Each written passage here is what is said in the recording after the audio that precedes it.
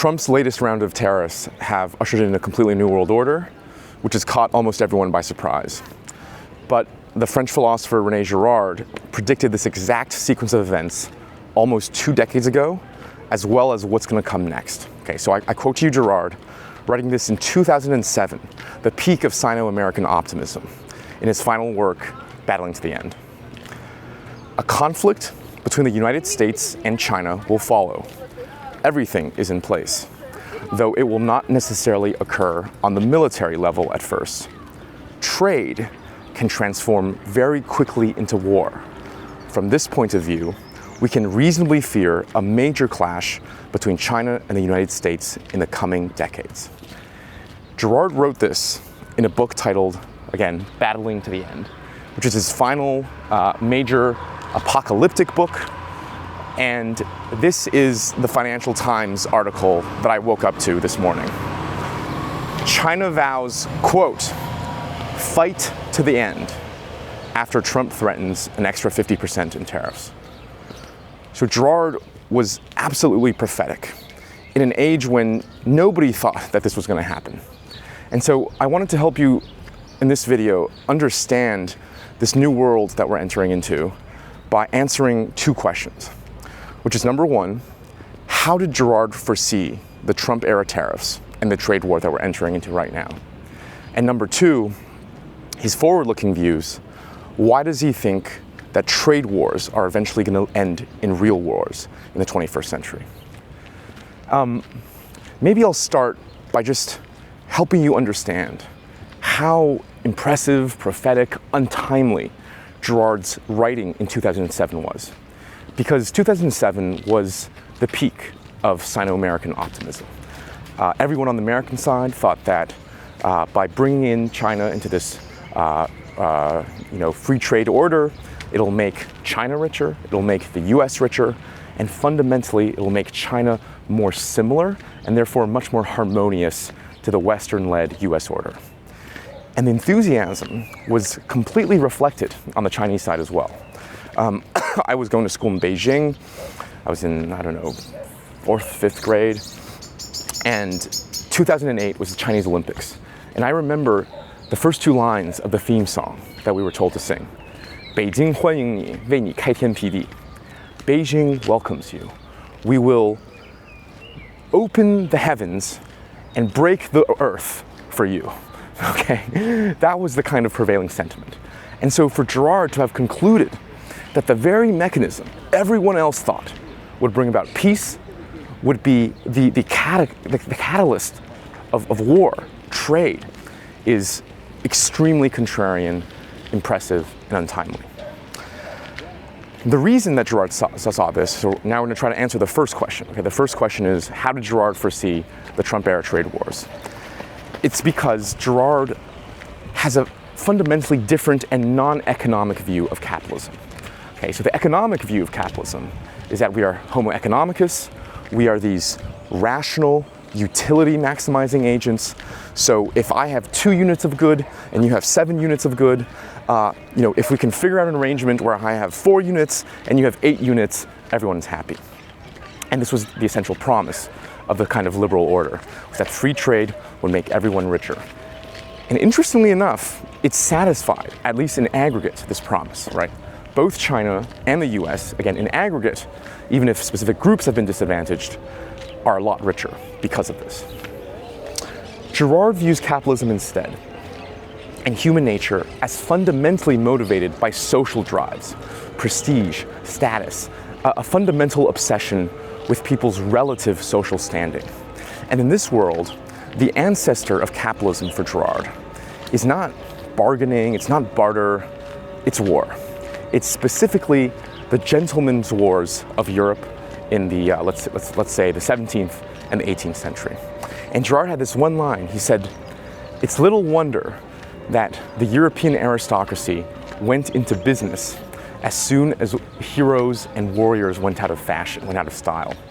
And this is a phenomenon I think you can observe in capitalism today, that the amount of martial language used by leaders, right?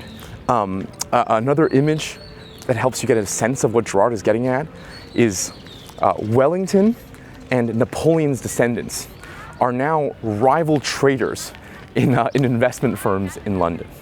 And I think what Girard is getting at is most easily seen in the right tail of economic behavior, right? If you're buying a luxury good, Kanye's white t-shirt, I hate to break it to you, is not worth the, however many hundreds of dollars he was selling it for. Most jobs, or many jobs, clearly are chosen because of what they say about you, okay? And so in this world, if humans are really motivated by these social drives and they care more about their relative standing rather than the absolute amount of material, it's easy to see why the liberal order's promise, even if fulfilled, will not lead to the peace it claimed it would. America is more concerned that its relative status is being threatened by rising China, and China becoming richer is less satisfied because now it's more similar to America and it desires even more, okay? So it's because of Girard's unique and I think more accurate understanding of human nature that he saw the flaws of this kind of neoliberal premise. Now, the fundamental punchline of Girard's reading is that China and US are not fighting because they're too different, they're fighting because they've become indistinguishably similar. Okay, I quote you, Girard. The looming conflict between the United States and China has nothing to do with a clash of civilizations. We always try to see differences where in fact there are none. In fact, the dispute is between two forms of capitalism that are becoming more and more similar. What Girard is getting at here is we think that it's difference that causes conflict, but in reality, similarity is a catalyst of conflict because all of those social drives traffic much more readily amongst equals. So here's an example. There are friends and mentors of mine who are so much more wealthier in their 40s and 50s, and yet I'm never jealous of them. Because fundamentally, they're a lot older. I have an excuse, right? I got 2-3 decades on me. But the people that I find myself jealous to are the ones who are, the other 27-year-old entrepreneurs who are slightly wealthier than me, right? This is the narcissism of small differences that Girard is latching onto. Now, obviously, the response is, but clearly that's ridiculous, right? Clearly this conflict is between Plato versus Confucius, it's between freedom versus harmony, it's between capitalism versus communism. And Girard would say, of course, there's differences among cultures, but that's not why you guys are fighting. If an alien were to come down to the world right now, and you ask the alien, what is the country most similar to America? The answer undoubtedly is China, right? Technocratic, secular states, similar size and geography, highly populated. Its tech sector aspires to do the exact same things. It has the same kind of self-conceived leadership position in the world that it wants to inhabit. And it's precisely because of these similarities that there is tension. And remember that Girard quote, we always want to see differences when there is none. The reason that this is not obvious, Girard thinks, is because rivals in these rivalries exaggerate whatever minute and small differences there are between them in order to justify their aggression towards the rival. And I think this is perhaps most easily seen in historical conflicts that is no longer politically charged, okay? So Orthodox versus Catholics. I guess that's still politically charged, but to someone outside of that debate, like me, it's no longer. And one of the big disputes, it's not the only dispute, one of the big disputes between these sects was regarding the Philoloquy, right? This is a sentence that, according to the Orthodox, the Catholics added to the Nicene Creed. And this was a huge, huge issue.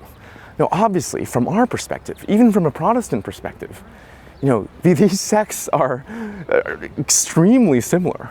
And yet, to justify their aggression towards the other, they magnify these small differences among each other. Another example would be England and France in the Age of Conquest. Okay, from our perspective, these are just rival colonial powers doing their thing. But from their perspective, if you read their own justifications, they are radically different, right? England self-conception was, we are this maintaining this fair global order of freedom and free trade, and the French are these absolutists. Okay, but again, from our perspective, which I think is the more sober perspective, these are just rival colonial powers doing their thing and fighting because of that. So that's Girard's answer to the first question of why he predicted the Trump-era trade war. Is because, number one, capitalism and human nature is driven off relative social desires and not absolute material desires. And as a result, by bringing in China and US closer, similarity rather than difference is going to be a new catalyst of genuine conflict. That's the first question. The second question is, why does Girard think the trade wars in the 21st century will descend into real wars? And this has to do with Girard's understanding of law. In the same way that Girard sees the ancestor of capitalism and trade to be the gentleman's wars, he sees the ancestor of law to be violent ritual. So in Girard's anthropology, he believes a necessary thing all surviving civilizations need to develop is a way to prevent reciprocal violence from spiraling out of control. I kill you, your brother kills me, my family kills your brother, on and on and on. Because this is obviously kind of an existential risk to human society. And so the mechanism Girard believes that early societies use is to discharge this violence in a cathartic way by selecting a relatively innocent party or group and expelling that, okay? This could take the form of, the most recent one would be the Jews in World War II, but throughout history as well. There's a pharmakos tradition in Greece where they would expel someone from the city itself, but it could also take more subtle forms. For example, like carnival, these festivities of, I wouldn't say violence, but intense energy and outlet and disruption of the social order, or something like Aztec human sacrifice. But Girard observes that in societies that have law, they no longer practice these kind of violent rituals. And so he hypothesizes that law must take on this function. And Girard invites us to look at the most law-like ritual to find out what the true essence, what the true necessary condition of law is. And so he highlights this ritual from the Chuchik clan, which is this kind of Arctic roaming band of hunter-gatherers. And so one of the rituals was this. If someone from my clan unjustly kills someone from your clan, me as the leader of my clan, I need to pick someone from my clan and kill him, expel him as balancing of debts. But crucially, and this is how it's different from law, I cannot choose the guilty party, my guy who actually killed your guy. So in many ways, this is very much like law, right? Instead of Aztec human sacrifice, instead of throwing a baby in a volcano, instead of carnival, it's in response to an explicit event. It's an attempt to figure out who is wrong and who is right, and it's an attempt to isolate a single party to be punished. But it's also very, very different from law in one key regard, namely that the guilty party cannot be punished. And so Girard asks, why can't the guilty party be punished? His answer is that in this escalating rivalry, my guy, the guilty guy, has so much of the tribe and society rallied around and against him. So he's become this focal point, this tension point, right? Think about someone like Trump in the election trail. If he is killed, right, if Trump were killed, that could be cataclysmic for society because that's going to engender, because so much social energy surrounding this person, that could engender an even worse cycle of vengeance.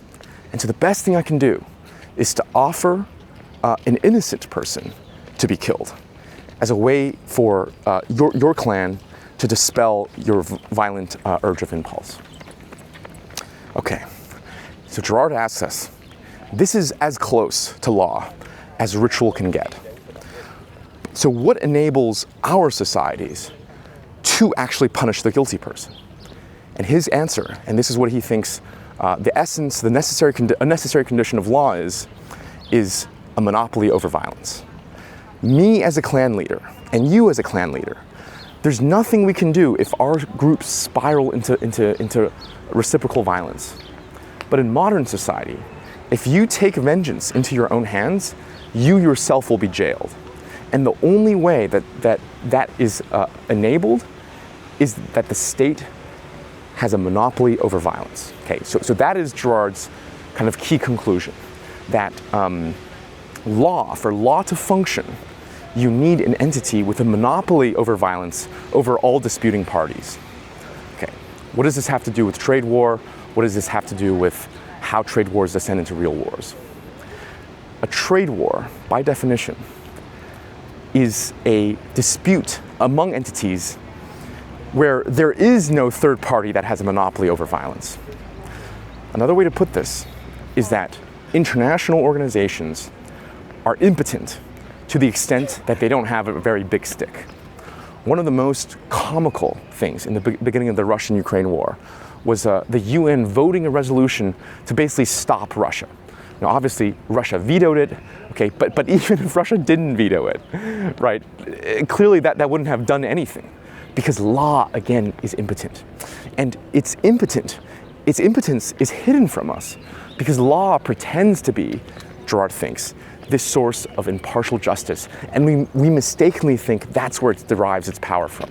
But that's not where it derives its power from at all. You know, Mao had this line, 枪杆子里出政权. Political legitimacy comes from the barrel of a gun. And this is also sort of Girard's realpolitik position on the efficacy of law. So this is why Girard thinks that trade wars can so easily and readily descend into real wars. Because trade wars are this intersection where all of this pride, all of this national energy, these social mimetic impulses are gathered at, and yet it is the part of trade that actually has no party that has a monopoly over violence over disputing parties. And so trade war is different in essence with domestic commercial disputes. Because in domestic commercial disputes, the state has a monopoly over violence. And so this is why Girard in 2007 said that the dike will break at trade wars. This is not even the most, I think, prophetic and alarming message of his book. There's actually a third step here, which is that Girard thinks real wars in the 21st century will lead to the last war. Okay, this is why he titled the book Battling to the End.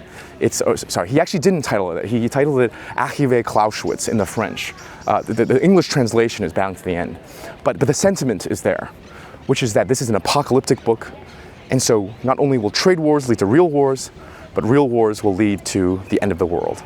And the reason there is because of how the nature of war has changed in modernity with technology and culture.